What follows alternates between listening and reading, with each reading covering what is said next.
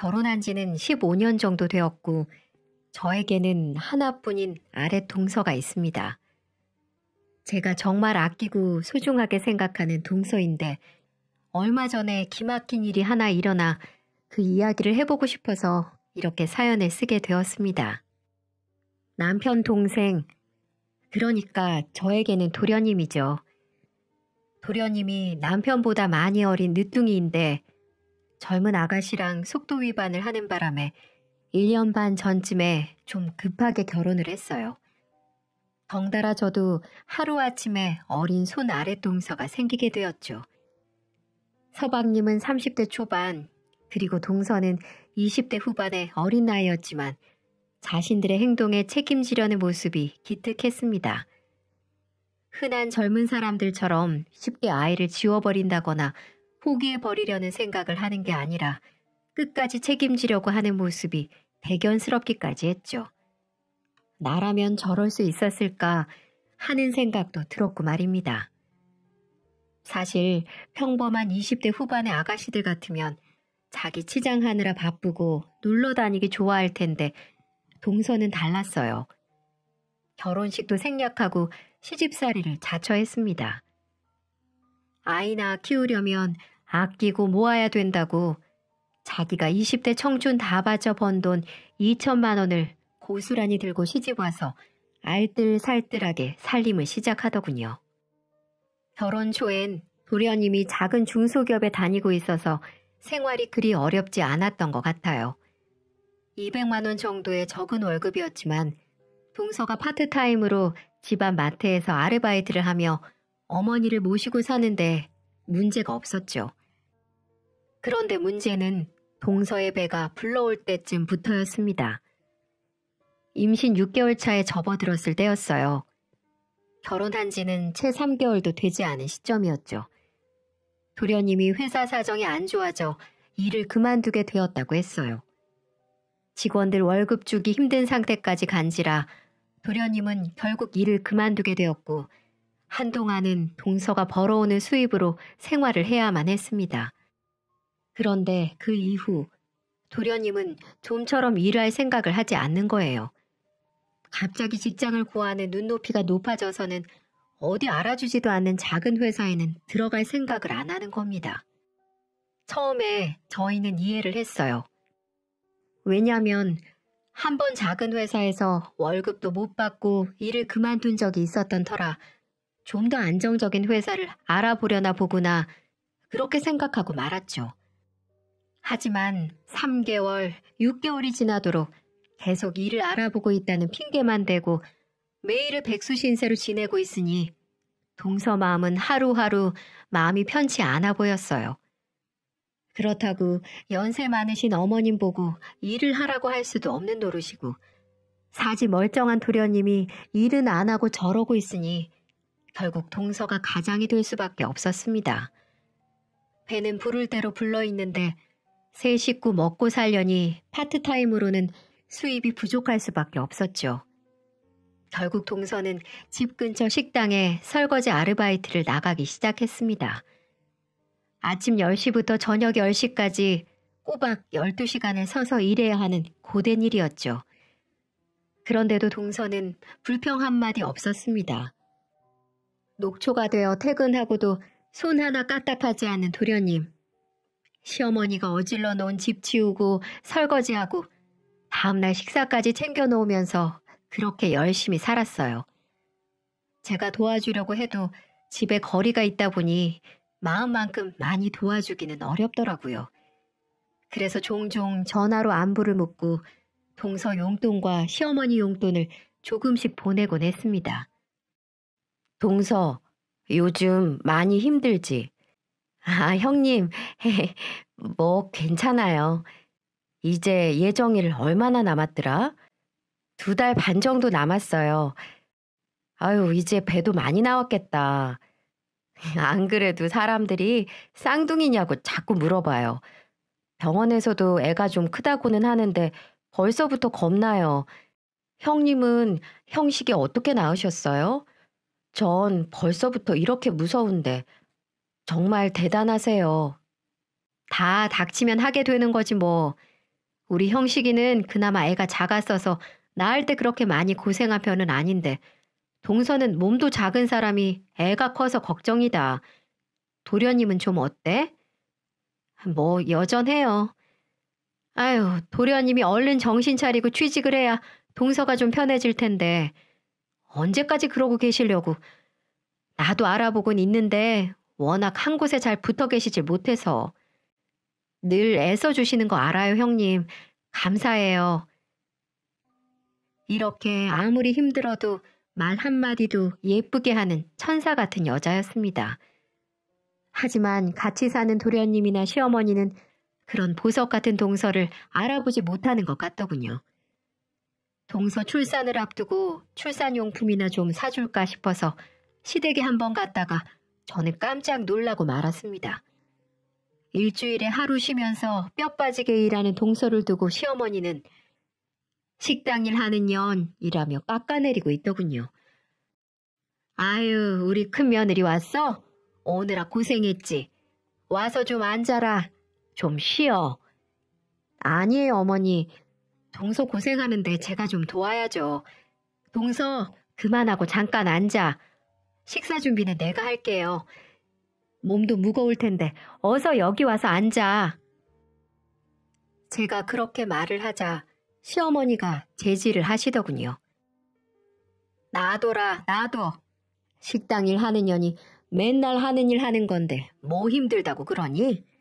직장 다니는 네가 힘들지.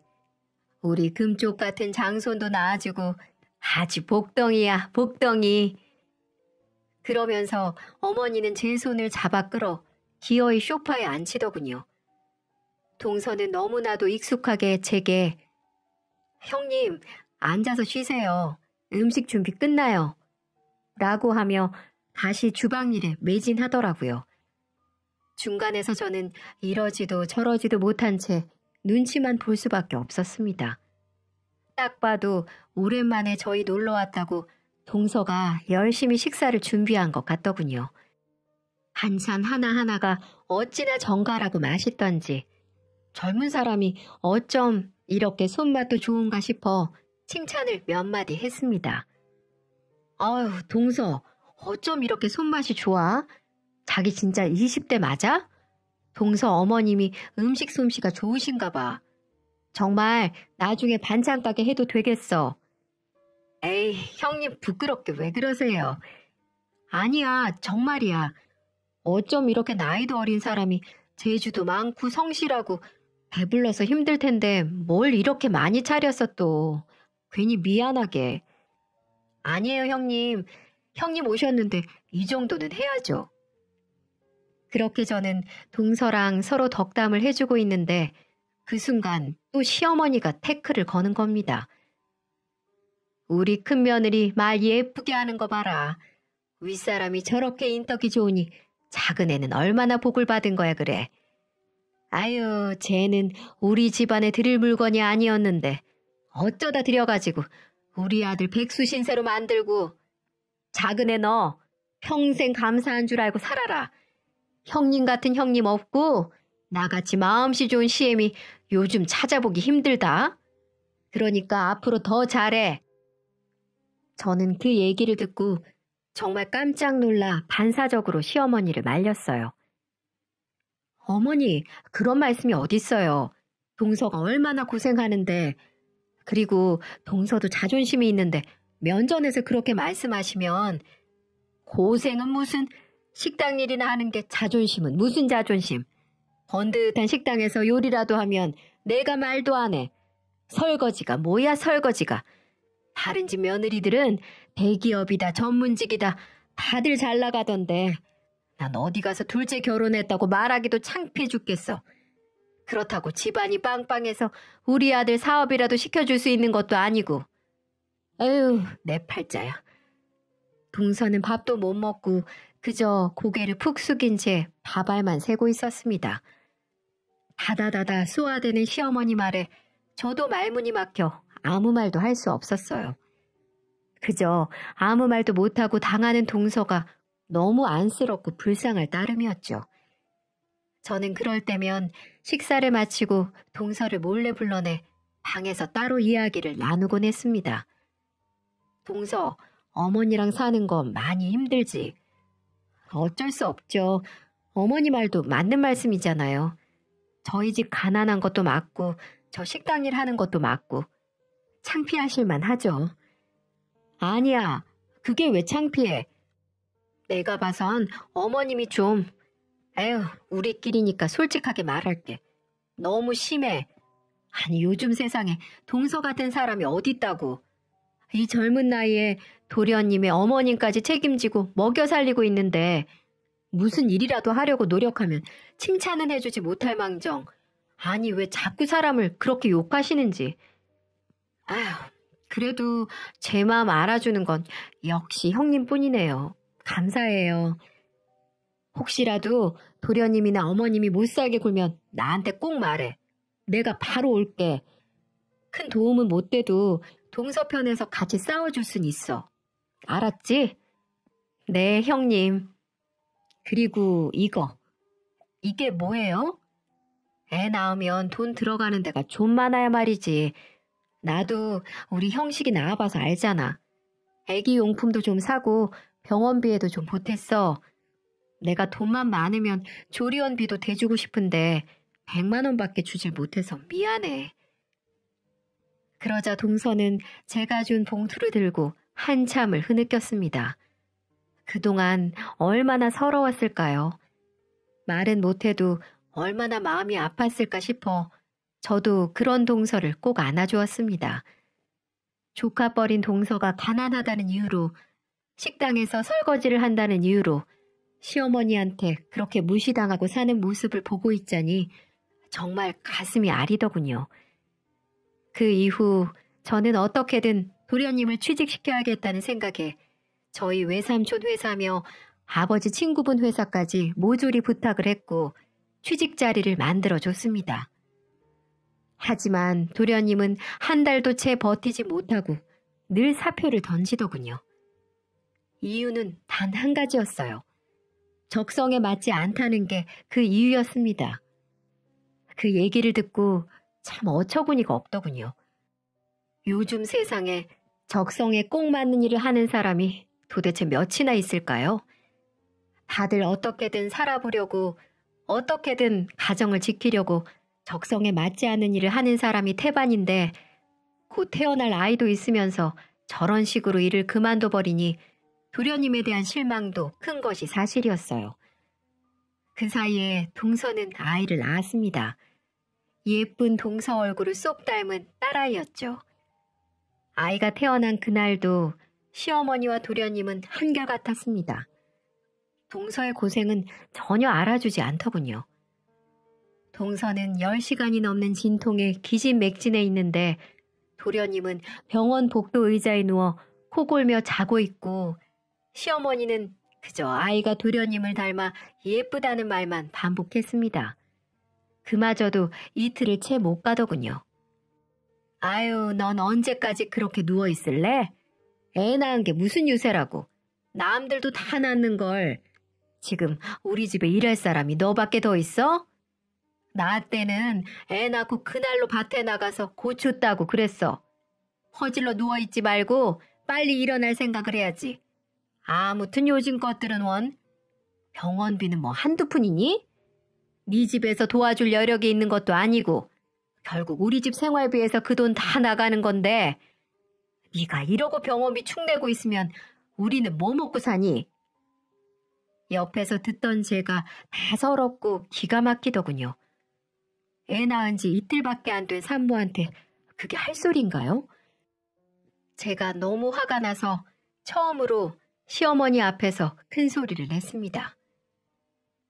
동서, 행여나 일찍 퇴원할 생각하지 마. 애 낳고 관리 잘못하면 정말 평생 고생한다. 병원비 필요하면 내가 좀 보탤 테니까 병원에 입원해 있는 동안만이라도 마음 편하게 있어. 조리원도 꼭 가고. 아유, 애미야. 조리원은 무슨 조리원이니? 호강에 겨워서 요강에 뭐 싸는 소리 한다더니 아들도 아니고 기집애 낳아놓고 무슨 조리원이야. 병원에 있는 건 뭐 네가 도와준다니 내가 별말 안 하겠다만 조리원은 안 된다. 절대 안 돼. 거기가 얼마나 비싼데? 그 말만 남기고 시어머니는 병실 밖으로 휙 나가버렸습니다. 시어머니가 나가고 난 뒤 동서는 또 울더군요. 그런데 평소와는 조금 달랐습니다. 평소엔 그저 주눅들어 서럽게 우는 모습이었다면 그날은 눈에 핏발이 잔뜩 써가지고 시어머니가 떠나간 자취를 노려보더군요. 무언가를 다짐하고 있는 사람처럼 말이죠. 동서는 그리고 며칠 뒤 퇴원했습니다. 친정으로 가 2주를 겨우 쉬고 돌아와서는 곧바로 다시 식당 일을 나가더군요. 그러면 안 된다고, 더 쉬어야 된다고 제가 그렇게 말렸는데 동서는 연신 괜찮다며 고집을 부렸습니다. 출산 3주 만에 찬물에 손을 담그고 설거지를 하며 다시 일을 하는데도 시어머니나 도련님은 미안한 기색이 없었습니다. 동서가 출근하기 전에 모유 유축도 해놓고 가고 자기들 먹을 것도 다 마련해놓고 가는데 그나마도 애를 제대로 못 봐서 뻑하면 저를 부르기 일쑤였어요. 저는 시어머니와 도련님이 정말 이해되지 않았지만 동서 도와준다 생각하고 일주일에 몇 번씩 가서 조카를 봐주곤 했습니다. 애한테 얼마나 무심한지 어느 날은 애 엉덩이가 다 짓물러 있더군요. 기저귀를 하도 안 갈아준 게 이유였어요. 그래서 참다 못해 제가 한마디를 던졌습니다. 어머니, 애기 기저귀는 제때 갈아주셔야 되세요. 여기 보세요. 엉덩이가 다 짓물러져 있잖아요.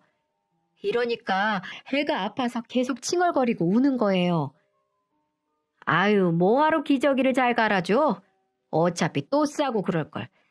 전현 저거 하루 종일 먹고 싸고 아주 지겨워 죽겠다. 울기만 빽빽 울어대고. 에휴, 낳을 거면 아들이라도 낳든가. 그리고 어차피 식당에서 설거지만 할 거면 애 데리고 가면 안 되나? 시끄러워서 살 수가 없어 아주. 에휴, 어머니. 아유, 몰라. 네가 좀 보던지 해라. 난 여기저기 다 쑤셔서 찜질방이나 좀 갔다 와야겠다. 그렇게 말하시고는 뒤도 안 돌아보고 밖으로 향하시더군요. 아니, 어떻게 이럴 수가 있을까요? 다른 사람 손녀도 아니고 당신 손녀면서 어떻게 이렇게 매정하게 구시는지 정말 이해할 수가 없었습니다.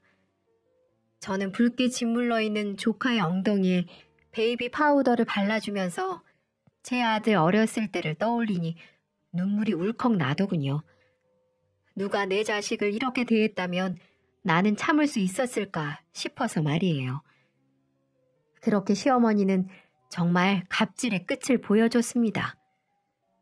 동서가 유일하게 쉬는 일요일이 되면 있는 일거리, 없는 일거리 다 꺼내서 일부러 동서를 골리려는 것 같았어요.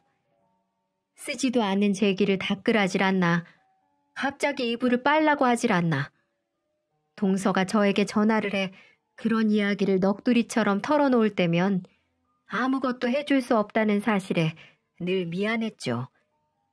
시어머니에게 그러지 마시라고 한 번씩 얘기를 해도 듣질 않으시니 방법도 없었고요. 그래서 저는 계속 이러다가는 동서가 안 좋은 생각을 할까 싶어 도련님을 따로 불러내 밥을 사주며 제 생각을 얘기했습니다.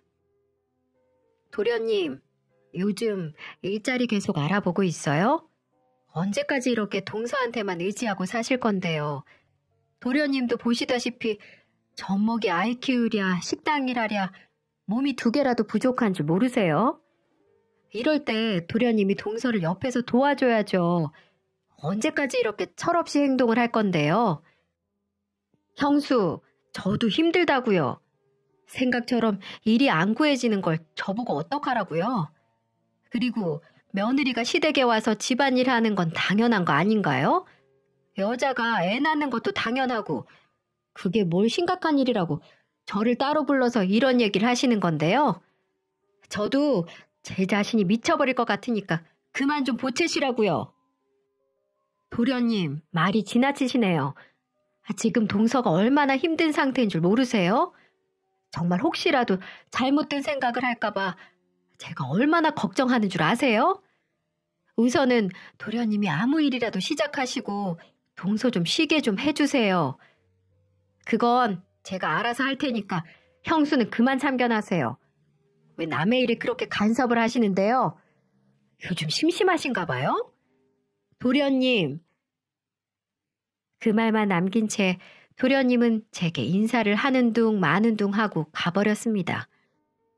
정말 대화라도 해서 현재 동서 상황을 말을 해준다면 조금이라도 마음을 고쳐먹을 거라고 작은 기대를 했었는데 그런 저의 마음을 무참히 깨버리고 본인 갈 길 가더군요. 정말 결혼하기 전에는 참 순수하고 착한 도련님이었는데 왜 갑자기 이렇게 사람이 돌변했을까요? 아무리 생각을 해도 이해가 가지 않았어요. 그러던 중 일이 터졌습니다. 조카가 7개월쯤 됐을 때 일이었어요. 동서의 아버님이 갑작스러운 교통사고로 돌아가시게 된 겁니다. 연락을 받은 뒤 저와 남편은 충격을 받고 있을 동서를 생각해서 급하게 빈소로 향했죠. 장례식장에서 본 동서는 황망한 표정으로 눈이 퉁퉁 부어 주저앉아 있었고 등에는 조카가 엎여 울고 있었어요. 도련님도 그때만큼은 동서 옆에서 동서를 달래며 제법 남편다운 모습을 하고 있더군요. 그런데 문제는 시어머니였습니다. 저희와 함께 빈소에 도착한 시어머니는 도착할 때부터 표정이 안 좋으시더군요. 저는 당연히 사돈이 돌아가셨으니 애도의 마음으로 어두운 표정을 하고 계신가 보다 했는데 그게 아니었어요. 헌화를 하고 조문객 식사 자리에 앉아서는 대뜸 술부터 드시더군요. 아유, 진짜 마음에 안 들어서 원. 네? 아니, 하필이면 지금 돌아가실 게 뭐니? 쟤네 집안 찢어지게 가난한 거 모르는 것도 아니고 자식이 쟤 말고 또 있는 것도 아니고 결국 이 장례 비용도 다 우리가 책임져야 되는데 꼭 장례를 3일씩이나 해야 되니? 아니, 그리고 화장도 그래. 그냥 어디 바닷가에 뿌리면 되지. 뭘 또 납골당에 모신다고 돈을 쓴다니. 진짜 하나부터 열까지 마음에 드는 구석이라곤 하나도 없어. 저는 주변 눈치를 보며 시어머니에게 목소리를 낮추시라고 말씀드렸습니다. 어머니, 사람들이 들어요. 목소리 좀 낮추세요. 내가 뭐 잘못 말했니? 사실이 그렇잖아, 사실이. 어머니, 아무리 그래도 장례식장인데 동서 생각도 좀 해주셔야죠. 지까지 걸 뭘 생각하고 말고야. 야, 둘째야. 시어머니는 조문객들을 맞이하고 있는 동서를 굳이 큰 소리로 부르시더군요. 네, 어머니 부르셨어요? 예, 어차피 장례식 할 거면 좀 싸고 맛있는데 좀 고르지. 육개장 맛이 이게 뭐니? 싸구려 맛이잖아. 아유, 됐다. 가서 편육이나 좀 가져와봐. 먹을 거라곤 그것밖에 없네. 동서는 작게 한숨을 푹 쉬더니 곧 사라졌습니다. 그리고는 양손에 편육 접시를 들고 다시 나타났죠. 여기요. 그러자 시어머니는 동서가 가져온 편육을 한 입 먹더니 동서 상복에 휙 던지는 게 아니겠어요? 아유, 맛없어. 사람 없다고 아무거나 막 갖다 둔 거야? 아무리 손님이 없어도 그렇지. 아유, 너희 어머니는 도대체 어떻게 사셨길래 남편이 죽었다는데 손님이 이렇게 없니? 이래가지고 부조금이나 들어오겠어? 부조금이라도 들어와야 장례 비용이 좀 줄 텐데 이래가지고는 우리 집이 온팡 다 뒤집어 쓰게 생겼잖아. 이래서 가난하고 못 배운 것들이랑 상종하면 안 되는 건데 어째 집에 사람 하나 잘못 들여가지고 돈 나갈 일만 줄줄이 생겨. 그러더니 시어머니는 벌떡 일어나 화장실로 향했습니다. 그리고 잠시 후 돌아왔고 그때까지 바닥을 보며 주먹을 부들부들 떨던 동서는 갑자기 시어머니를 불러 세웠습니다. 그리고 시어머니가 동서 쪽으로 고개를 돌리자마자 동서의 팔이 풀스윙 하더군요. 시어머니의 고개는 반대쪽으로 돌아갔고 얼굴은 곧 붉게 달아올랐습니다. 너 인연 지금 뭐 하는 거야? 놀란 시어머니가 얼굴을 부여잡고 동서에게 소리쳤어요. 저와 남편 그리고 도련님은 깜짝 놀라 눈을 꿈뻑이며 바라볼 뿐이었죠. 지금까지 당하고 살아준 건 우리 애기 때문이었어요. 그래도 어떻게든 가족은 지켜야 하니까 아빠 없는 자식 만들고 싶지 않아서 애 할머니니까 그래도 예의는 지켜야지 끝까지 참아야지 했어요. 근데 이제는 도저히 안 되겠네요. 뭐야? 뭐가 안 돼? 인연이 지금 뭐라고 씨 부리는 거야? 식당에서 설거지나 하는 천한 년이 어디를 감히? 네, 저 식당에서 설거지나 하는 천한 기집애 맞아요. 근데 그 천한 일에서 번 돈으로 당신이 그동안 먹고 사셨거든요? 그 잘난 당신 아들 백수 건달되고 일은 안 하고 게임에만 미쳐 사는 동안 제가 만삭으로 불러오른 배 부여잡고 하루에 12시간씩 서서 설거지하면서 그렇게 번 돈으로 먹고 살았다고요. 그럼 최소한 고마워는 못해도 미안해야 되는 거 아닌가요? 미안하기는 뭐가 미안해. 자식이 돼가지고 부모 먹여 살리는 건 당연한 거지. 뭐 대단한 일 했다고 공치사를 바래? 그래요? 네, 알겠어요. 그럼 그 하찮은 일 저는 더 이상 안 할 테니까 어디 둘이 잘 먹고 잘 살아보세요. 형님도 저 좀 도와주세요. 도와주실 거죠? 갑작스럽게 모든 시선이 저에게 쏠렸어요. 저는 당황했지만 이내 마음을 굳게 먹고 대답했죠. 동서. 난 동서 편이야. 아니, 얘 큰애야. 어머니, 제가 몇 번이나 말씀드렸잖아요. 동서만한 사람 없다고. 동서 진짜 고생 많이 했어요. 저렇게 젊은 사람이 굳은 일 마다하지 않고 도련님이랑 어머니 먹여 살리려고 가장 노력까지 했는데 어머님이 너무하셨어요. 저도 당분간은 어머니 도와드릴 생각 없어요. 죄송해요. 그러자 시어머니는 갑자기 뒷목을 잡더군요. 동서는 그런 시어머니를 장례식장 밖으로 끌어내며 소리쳤습니다. 두 번 다시 그 집안에 돈 갖다 바칠 일 없으니까 당장 가세요.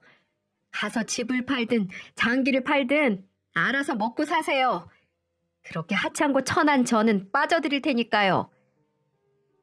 그리고는 상주로 서 있던 도련님까지 내쫓아 버리더군요. 시어머니는 저를 붙잡고 곡소리를 내며 저게 어떻게 저럴 수 있냐며 매달렸지만 저는 그런 시어머니를 슬쩍슬쩍 피했습니다. 동서의 마음이 충분히 이해가 갔으니까요. 그리고 다시 장례식장으로 들어가려는 도련님을 말렸어요. 도련님, 저 좀 봐요. 왜 그러세요, 형수님? 동서 말 틀린 거 하나도 없어요. 지금 다시 들어가봤자 좋은 소리 못 들을 거고 동서 속만 상할 거예요. 그냥 지금은 어머니 모시고 집에 가셨다가 내일 다시 동서 만나보든지 하세요. 동서랑은 제가 또 얘기해 볼게요. 그렇게 도련님과 시어머니를 제 남편 차에 태워 함께 서울로 올라갔습니다. 그리고 전 집으로 돌아와 도련님에게 장문의 문자 한 통을 보냈죠. 지금 동서 옆에는 누구보다 도련님 역할이 중요하다. 한 가정의 가장의 무게가 무거운 건 알지만 지금껏 동서가 시댁에 했던 걸 생각해봐라. 지금 마음 고쳐먹지 않으면 그런 착한 동서랑 이혼할 게 분명하다. 여자는 한 번 마음을 떠나면 돌아오지 않는다. 등등 이런 장문의 문자를 보내며 어떻게 처신할 건지에 깊이 생각해보라고 말을 해주었습니다. 그리고 다시 다음 날 도련님과 함께 다시 장례식장으로 내려갔습니다. 동서는 하루 사이에 더 퀭한 몰골이 되어 있었고 저를 보자마자 눈물을 터뜨렸습니다. 많이 힘들지. 그래, 많이 힘들 거야. 울어. 울고 싶은 만큼 울어. 다 울고 털어낼 수 있으면 그 눈물이 얼만큼이든 내가 다 받아줄게. 그런 동서를 안절부절하며 쳐다만 보던 도련님은 무릎을 꿇고 빌기 시작했죠. 제가 장문의 문자를 보낸 게 통한 걸까요? 여보, 내가 잘못했어. 내가 그동안 너무 내 생각만 하고 당신은 전혀 배려를 안 한 것 같아. 이번에 정말 느꼈어. 장례식장에서 울고 있는 당신의 모습을 보니까 나 정말 나쁜 놈이더라. 정말 미안해. 그러자 동서 역시 눈물을 그치고 대화를 이어나가더군요. 저는 두 사람이 편하게 이야기할 수 있도록 조카를 데리고 잠시 자리를 피해 주었어요. 그래도 장례식장이 워낙 좁은지라 소리는 다 들리더군요. 당신은 글러먹었어. 자식이 태어났는데도 변하는 게 없어. 내 아버지 장례식장에서 어머님이 그런 말씀을 하시는데도 말 한마디 뻥끗 못했잖아. 맞아. 모든 게 내가 잘못한 게 맞아. 당신은 내 편 아니야. 그냥 어머니 아들이잖아. 난 그런 사람이랑 더 살 자신 없어. 아니야. 나 당신 편이야. 내가 그동안 표현을 못했을 뿐이야. 나도 가장으로서 잘하고 싶은데 생각만큼 내 뜻대로 되지 않으니까 자꾸 삐딱하게 나간 거였어. 정말 미안해, 여보. 이제는 당신만 보고 살게. 우리 딸이랑 당신만 생각하고 열심히 살게. 그러니까 한 번만 더 기회를 줘. 그렇게 도련님은 계속 매달리고 동서는 계속 쳐내며 한참을 실랑이를 하다가 결국 동서가 도련님을 다시 받아주는 듯 싶었습니다. 아니, 조건을 내밀며 받아주는 듯 했어요. 나중에 들어보니 첫째, 가장으로서 남편으로 역할을 충실히 할 것. 둘째, 시어머니와 인연을 끊을 것. 이 두 가지 조건이었습니다. 만약에 앞으로 하루라도 이 조건을 어길 시 무조건 이혼이라는 통보를 했고 각서까지 써가며 공증까지 했어요. 물론 제가 증인이 되어 주었고요. 전 동서가 참 대단하다고 생각을 했습니다. 나 같으면 그런 도련님하고 단 한순간도 같이 살고 싶지 않을 텐데 동서는 모든 걸 용서해 주었어요. 아마도 자식 때문에 그런 선택을 하는 게 아닌가 싶었습니다. 그렇게 생각하며 도련님을 마지막으로 믿어본 것 같아요. 그렇게 그날 이후 두 사람의 삶은 완전히 달라졌죠. 장례식이 끝나고 집으로 돌아온 동서는 더 이상 이전에 나약하고 순둥순둥한 동서가 아니었습니다. 걱정스런 마음에 따라갔다가 동서의 새로운 모습을 보게 됐어요. 네가 웬일이니? 아주 안 볼 사람처럼 굴더니. 그치? 너 같은 게 뭐 우리 집 아니면 어딜 가겠니? 착각하지 마세요. 그쪽 보러 온 거 아니니까. 뭐? 그쪽? 한 달 안에 분가해서 살 테니까 그렇게 아세요. 지하방이든 옥탑방이든 구해서 나갈 겁니다. 마침 아빠 보험금이 나와서 다행히 저희 세 식구 살 집은 구할 수 있을 것 같아요. 아우, 그래? 보험금 받았어? 아니, 얼마나 받았니? 얘는 왜 그걸 지금 얘기해? 그 와중에도 시어머니는 분위기를 파악하지 못하고 사돈 어른 보험금에 눈독을 들이더군요.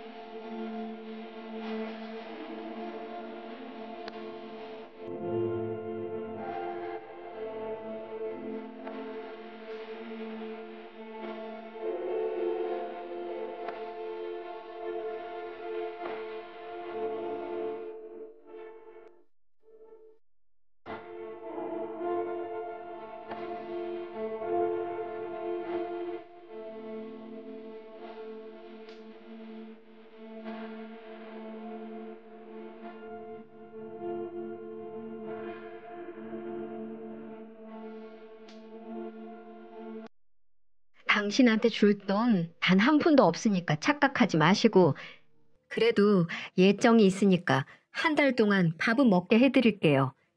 대신 그 이후엔 10원 한 장도 이 집구석에 흘러들어오지 못하게 할 겁니다. 천한 식당 일이라 하는 며느리 손으로 호의호식할 생각 마시고 폐지를 줍든 어디 남의 집 파출부를 하든 알아서 하세요.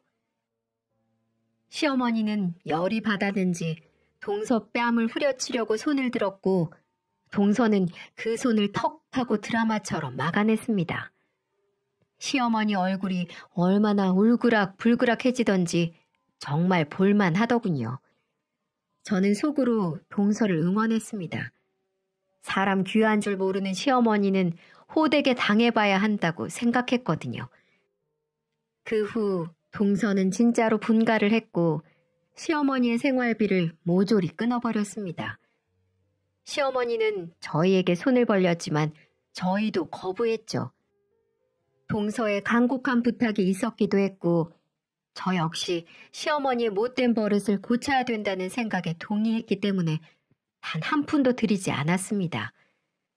결국 시어머니는 근처 건물에서 파트타임 청소 일을 시작하셨고 한 달에 60만 원 남짓되는 월급과 연금으로 혼자 생활하고 계십니다. 동서는 다행히 이혼하지 않고 지금까지 도련님과 잘 살고 있고 도련님은 그 사이에 낮에는 공장에 다니고 밤에는 틈틈이 대리운전을 하며 집안의 버팀목이 되어주고 있어요. 놀라 보이게 바뀐 도련님을 보며 아마 이건 동서의 큰 결단이 아니었으면 이런 일이 생기지 않았을 것 같네요. 네, 맞아요. 모든 사람들은 좋은 직장, 많은 돈을 벌고 싶어 하죠. 도련님은 한때는 좋은 직장 다니고 싶고 좀 더 나은 환경에서 일하고 싶어 동서를 힘들게 했지만 지금은 누구보다 책임감 강한 멋진 아빠로 돌아와서 너무 고맙게 생각합니다. 사람 위에 사람 없고 사람 밑에 사람 없다는 말 있잖아요. 그런데 저희 시어머니는 그걸 참 모르는 분이셨어요. 정작 자기는 돈 한 푼 못 벌고 며느리가 벌어온 돈으로 먹고 살면서 열심히 사는 젊은 며느리 응원해주지는 못할 망정 식당 설거지한다고 구박을 하다니요. 인과응보 제대로 당했다고 생각합니다. 저는 여전히 동서와 좋은 관계를 유지하고 있고 명절이 되면 저희 집으로 모여 맛있는 음식 나눠 먹으며 잘 지내고 있어요. 물론 시어머니는 빼고 말이죠. 하루빨리 시어머니가 동서의 소중함을 느끼는 날이 왔으면 좋겠습니다. 진심으로 미안하다고 사과하고 고맙다고 인사해야 동서의 마음도 조금은 풀릴 텐데요. 지금까지 긴 이야기 들어주셔서 감사합니다. 여러분은 저희 시어머니 같이 어리석은 행동하지 마시고 언제나 주변 사람들 소중하게 생각하며 늘 행복한 하루하루 보내셨으면 좋겠습니다.